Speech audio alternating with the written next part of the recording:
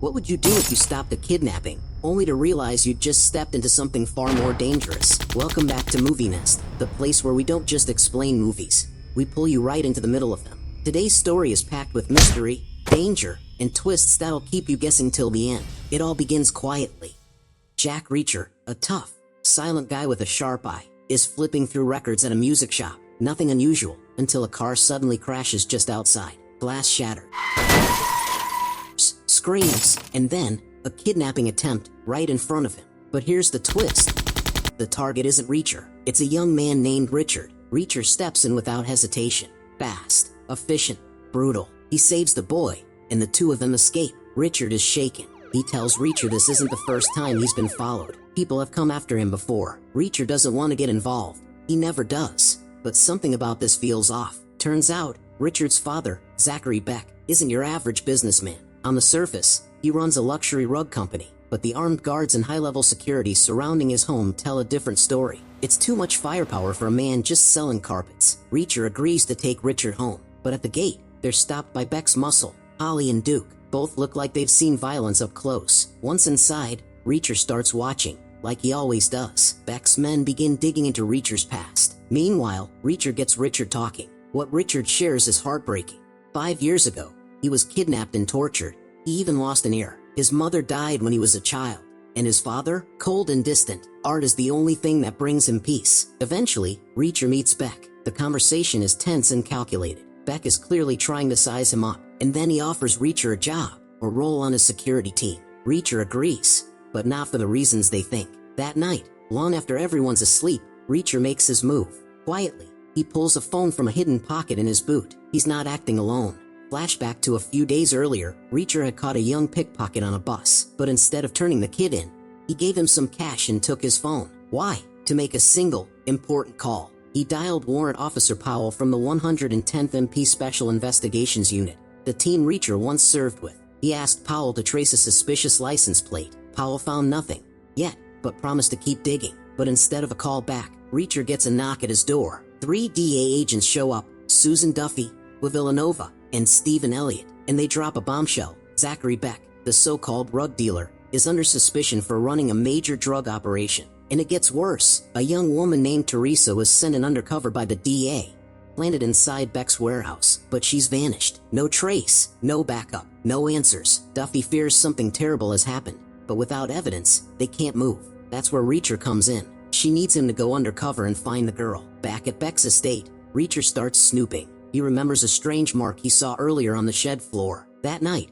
he returns and finds a hidden trapdoor. What he finds beneath it is chilling. A mattress, leftover food, and a single earring. Teresa had been there. Now she's gone. Reacher's instincts scream one name, Quinn. A ghost from his past, once part of military intelligence, now a corrupt and dangerous figure working in the shadows. Reacher had tried to stop him before, and failed. If Quinn is involved, this case just became personal. Meanwhile, Agent Duffy is reaching her breaking point. Desperate for answers, she confronts Beck's driver and pushes too hard. Her team has to pull her back. One wrong move could blow the whole operation. But things are just getting started, because a new name enters the game, Angel Doll. A man even the criminals speak of in whispers. A man Beck himself seems to fear. And Reacher knows. He's not just up against a drug ring anymore. He's walking straight into a war. Jack Reacher is sent to ID the truck used in Richard's kidnapping. A man named Angel Doll is assigned to drive him to the impound lot. On the way, Angel talks non-stop. Most of it is nonsense, but Jack picks up on something critical. Zachary Beck isn't the real boss. Someone else, someone more powerful, is pulling the strings. At the impound, Duffy hits a snag. Beck's car is blocked by a wrecked vehicle with no front wheels. She tries pushing it herself. Nothing. Desperate, she offers a bribe to the cop on duty. If that doesn't work, she has other methods. Eventually, she swaps Beck's license plate onto the wrecked car and hides under the real one, hoping to trick Angel Doll. Angel starts taking photos of the Toyota pickup. Then, unexpectedly, he spots Beck's actual car in the garage. But thanks to the swapped plate, Jack quickly covers it up, saying, "Must be a similar model." Just a coincidence. Angel buys it, for now, and drives Jack back. Jack is running on fumes, nearly 24 hours without sleep, but Beck doesn't give him a break. He orders Jack to meet Duke and Polly at the gym. Meanwhile, we see the tension between Beck and his son Richard growing. Richard still struggles with his past kidnapping, and his father's coldness doesn't help. At the gym, Duke challenges Jack to a weird version of arm wrestling called Bavarian style. It ends awkwardly. Later, Duke hands Jack the keys to a truck from Bazaar Bazaar, a delivery to New London, Connecticut. The rules? No detours. No peeking inside the container. It's a test. Jack plays along. He contacts Duffy to meet at a gas station and arranges for Gurmo to inspect the cargo. He also reaches out to a friend named Nee, asking her to dig into Duke, Polly, and Angel Doll, but keeps her in the dark for safety. At the gas station, Gurmo checks the truck. It's filled with rugs. Nothing unusual. Even a sniffer dog, Pfizer, finds no drugs or bodies. Jack hands over the GPS tracker to Gurmo to continue the delivery while he locks the container back up to cover his tracks. Meanwhile, Duffy receives critical intel. Beck's shipments are barely inspected, 10 times less than average. That means he has inside help at customs. Whatever's being smuggled, it's happening quietly and cleanly. Later, Jack returns to the warehouse and senses something is off. Duke confronts him, subtle, but suspicious. Jack brushes it off. Duke seems insecure, like he's not fully trusted by Beck either. Jack talks to the staff at the house, a cook and a young cleaner who studies marine biology and works here for the money. He hears about a mechanic named Rusty who works on the property but hasn't appeared yet. Before Jack can make sense of it all, Duke interrupts. Beck wants to see him immediately. Beck confronts Jack. Something about Angel Doll's voicemail doesn't sit right. Angel had run the plates on the truck used in the kidnapping, but the guy Jack described doesn't match anyone tied to that vehicle. Beck asks tough questions. Was the truck stolen? Was the kidnapping a rogue move? Jack insists the attacker had an Uzi, but Beck isn't sure. Jack replies, it makes perfect sense. They made a move, and now we need to find them before they try again.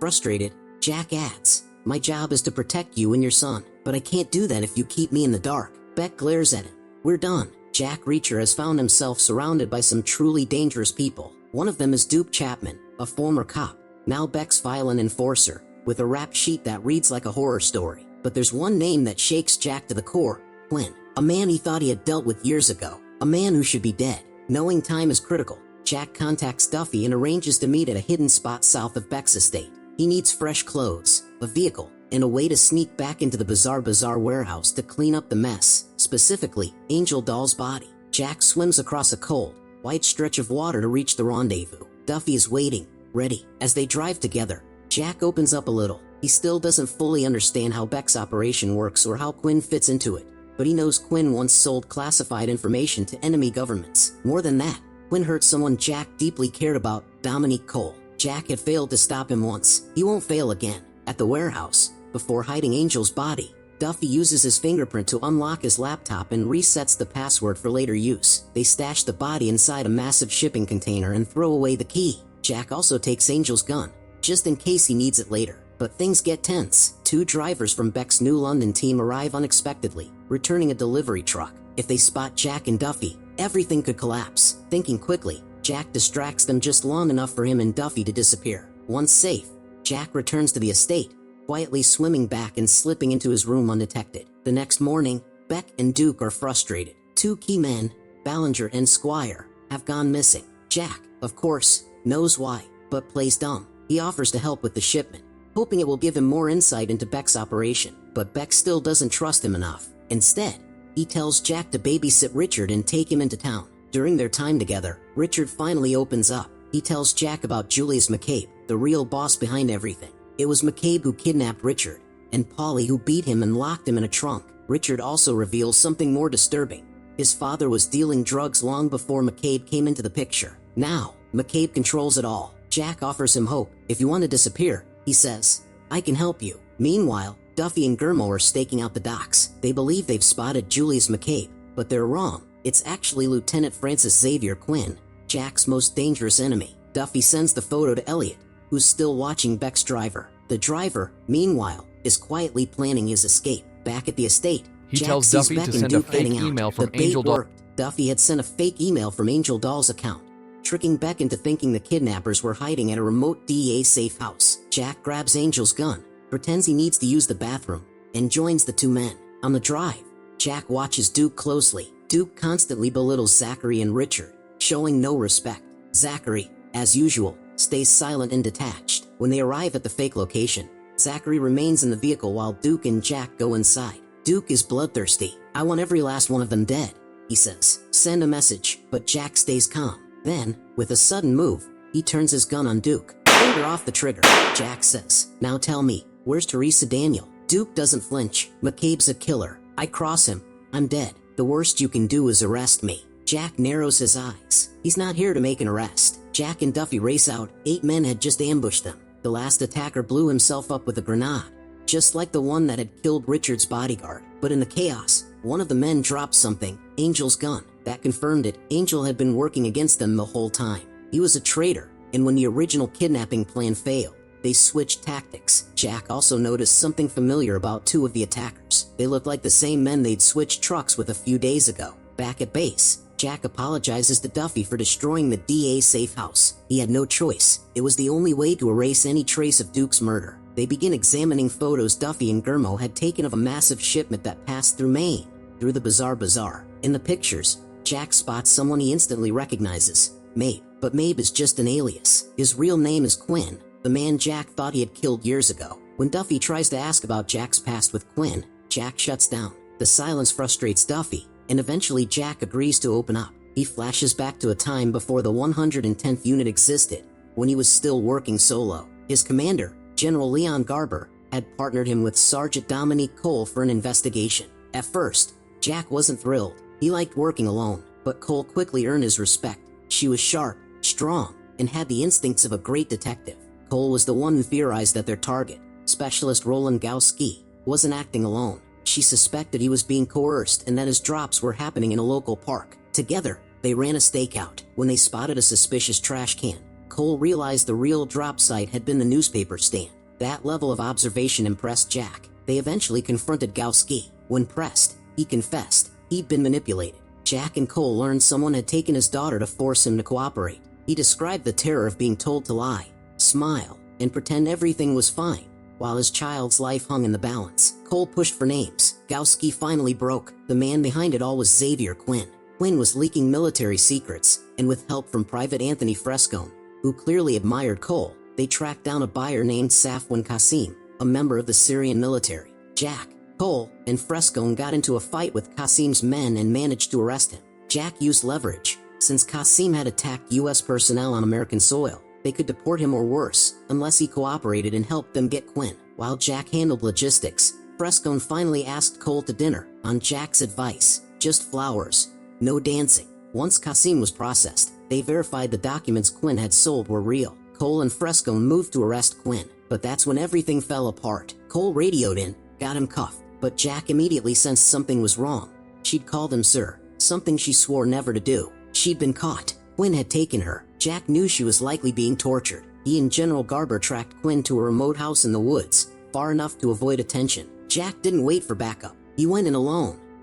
He remembered everything. The gun, the silence, the pressure. He used a .22 caliber so the ballistics wouldn't match his service weapon. He shot Quinn in the head, but the bullet lodged in his skull without killing him. Jack had made a mistake. He'd assumed too much. Gurmo promises Jack that this time, they'll finish the job. Quinn won't survive again. Duffy reflects on everything they've been through. She compares Jack's choice to let Cole go after Quinn to her own decision to send Teresa undercover. But she acknowledges a key difference. Jack had prepared Cole. He trusted her judgment. He didn't pressure her. He believed in her. And although they underestimated Quinn's cruelty, Jack's actions were not reckless. Later, during a quiet conversation with Annette, Jack learns that Zachary's 50th birthday is coming up. Something tells him the story isn't over yet. The party is expected to be a grand event, full of powerful guests, including politicians and bureaucrats who flock to Zachary not out of friendship, but for his wealth and influence. Zachary, of course, enjoys the attention. The next morning, Annette brings Jack a fresh set of clothes, reminding him that as Zachary's trusted right-hand man,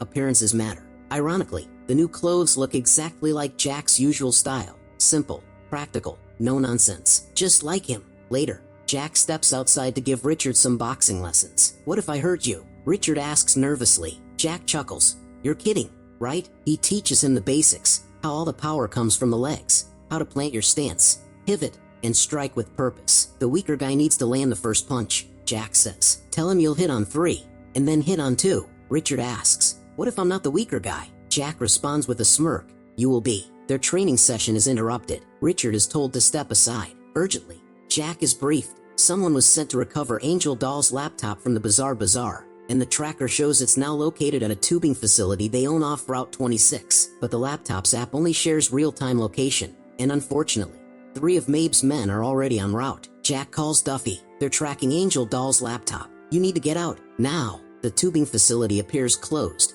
but Quinn's men are closing in. Jack calls the company to create a diversion while Duffy and her team scramble. Shots are fired. Everyone except one of Duffy's men is killed. Duffy grabs the laptop and throws it from a moving car to kill the tracker. In the rush, she drops her badge. Jack picks it up without hesitation. Even in chaos, his mind is sharp. After escaping, Duffy and Guillermo argue. Guillermo is shaken. They barely survive.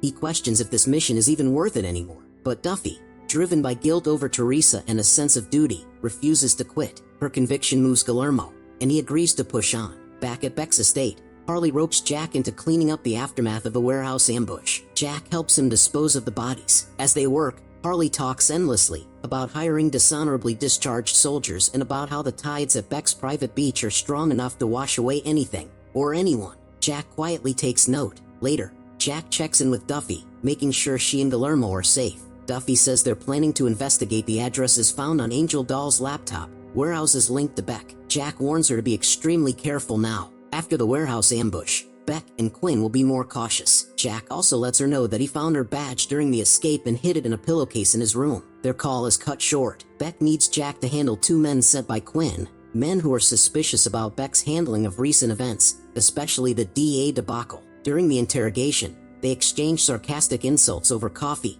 puffs, and dessert. One man jokes, "The coffee's from a feline's bleep," to which Jack replies, "Leave the cat out of it." They mock each other until one of the men cleverly manipulates Jack into loosening his cuffs under the guise of needing a smoke. That's all it takes. He's gone. By the time Duffy arrives at the cabin, Cooper has already escaped. She finds Elliot dead, but instead of collapsing in grief, she moves into action. She calls Jack immediately. If Cooper gets to Beck or Quinn, he'll blow Jack's cover. That would end everything. Duffy checks Elliot's smartwatch and pinpoints the moment his heart rate spiked, around the time Cooper made his move. Jack estimates Cooper can't be far yet. Guillermo is closest to the road. Jack directs him to intercept Cooper. At the same time, Duffy disables the estate's transformer, plunging the estate into darkness. The blackout gives Jack a cover story. He tells Beck that Angel Doll's crew is retaliating. Beck believes him. Jack offers to patrol the grounds, but really, he's racing to join Guillermo and stop Cooper. Meanwhile, McCabe orders the entire estate searched. If there's another mole, Mabe wants them caught. Downstairs, the staff are rounded up. Outside,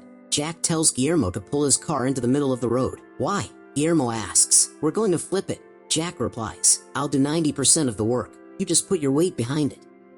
"Where will you be?" Jack nods. Inside the car, Jack is shaken. He finds out that Annette, the maid he trusted, was actually working with the feds. She'd been secretly texting her handlers every 2 weeks, leaking details about their operation. When confronted, Jack loses control and strikes her, desperate to get answers.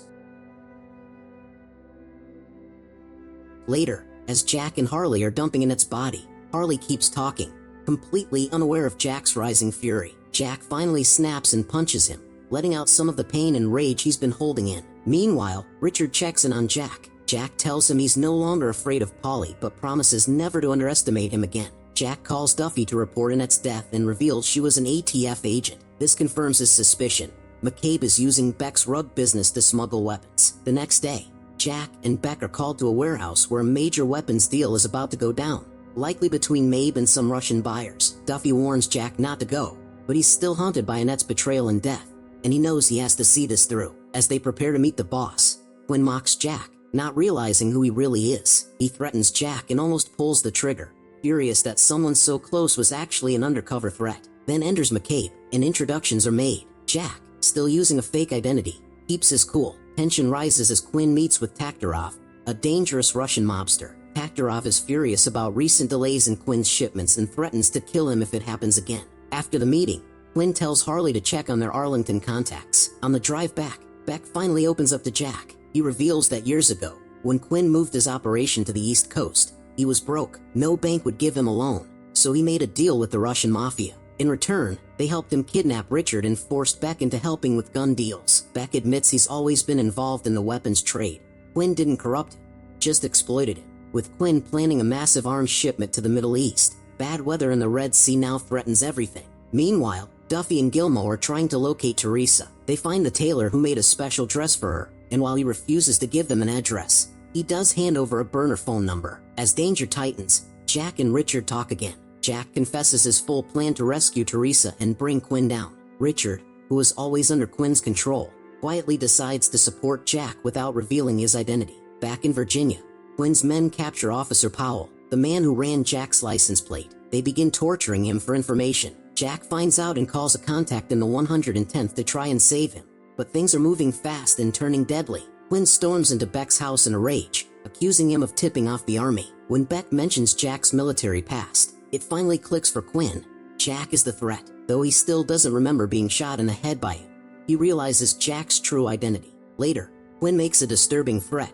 He wants Beck to cut off his own ear to save Richard. Jack, Duffy, and Gilmo regroup at a new safe house. Gilmo wants to pull out, but Jack insists they push forward. If they stop now, the agencies will find nothing, and Teresa will be lost forever. Thanks to the burner number, they trace a lead to Port Rome. Jack realizes Harley is keeping Teresa on a ferry called the Sweet Marie. He and Duffy rush there, but it's too late. Teresa is already gone. When Harley shows up, Jack and Duffy beat him down and demand answers. Harley stays quiet, so they leave him to burn with his boat. Now, with their last lead gone, and no clear path into Beck's operation, Jack and Duffy are running out of time and options. We're flying blind now, with no clue how to reach Teresa, but we've got one lead, a man on the inside. Our next stop, Los Angeles. Before heading there, Jack and Duffy make a quick visit to Boston to see Teresa's grandmother. They want her to know they're still fighting to bring Teresa back. Meanwhile, in Chicago, Nee tracks down Kostlos, a thug hired by Quinn to attack her. Jack hasn't told her much about Quinn's plans,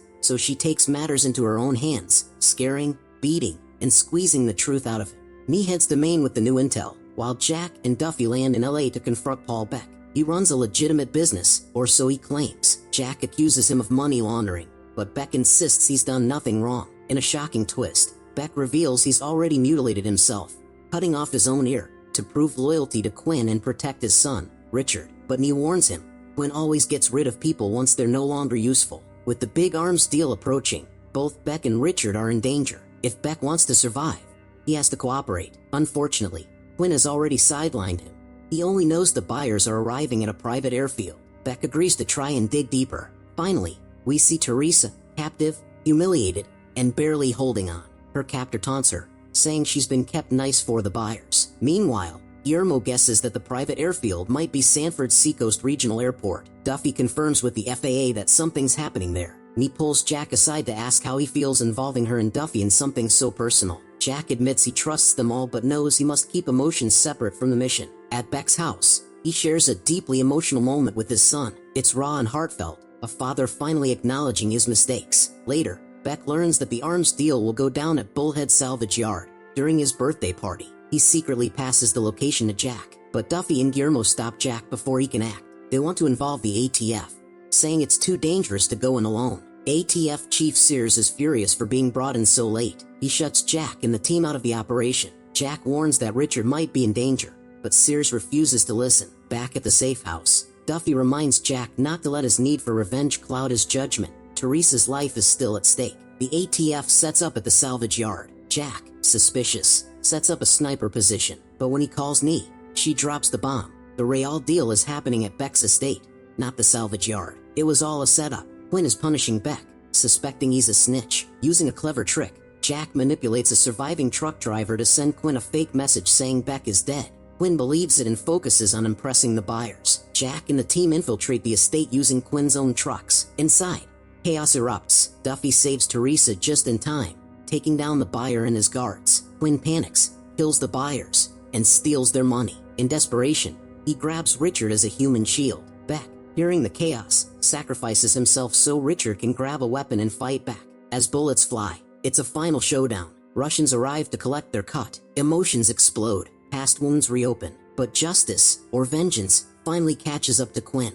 By morning, medics arrive. Teresa is rescued. Duffy pins Quinn's death on the Russians and gently ends her relationship with Jack. Teresa reunites with her grandmother. Richard takes the hidden cash and drives off to start a new life. And Jack, ever the lone wolf, rides off on his bike, continuing his journey as a quiet protector, always watching from the shadows. Thanks for watching. If you enjoyed this recap, make sure to check out the previous 2 seasons. they're just as intense. Don't forget to like, share, and subscribe. See you in the next one.